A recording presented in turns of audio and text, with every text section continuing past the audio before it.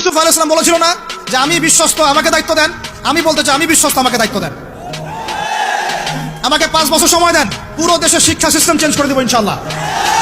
Play group থেকে play group থেকে নিয়ে মাস্টার্স পর্যন্ত এমন শিক্ষানীতি প্রণয়ন করা সম্ভব যে আমাদের বাচ্চারা একদম প্লে থেকে মাস্টার্স পর্যন্ত বাংলা, ইংরেজি, অঙ্ক এবং জেনারেল সাবজেক্টগুলোর সাথে কোরআন হাদিসের একটা অপূর্ব সমন্বয়ে পড়াশোনা করবে ইনশাআল্লাহ। একা করে দিতে পারবো ইনশাআল্লাহ তাআলা। আমাকে এরকম 100 জন শিক্ষাবিদ দেন, 100 জন আলেম ওলামা দেন, একটা প্যানেল করে দেন, পুরো দেশের শিক্ষা চেঞ্জ করে দেওয়া যাবে ইনশাআল্লাহ। যাদেরকে রেখেছেন এদের মাথায় গোবর আছে, যাদেরকে রেখেছেন এদের মাথায় টাটকা গোবর আছে। বইপত্রগুলোর অবস্থা দেখেছেন?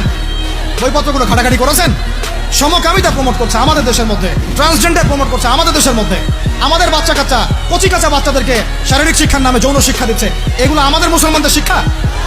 এটা চলতে থাকলে দেখবেন অচিরেই কোনো মানুষ বাচ্চাদেরকে স্কুলে পাঠাবে না, এটা অরুচি ধরে যাবে। তখন কি হবে? কোটি কোটি স্কুল, কলেজ, বিশ্ববিদ্যালয়ে খা খা করে পড়ে থাকবে, কেউ পাঠাবে না ওখানে।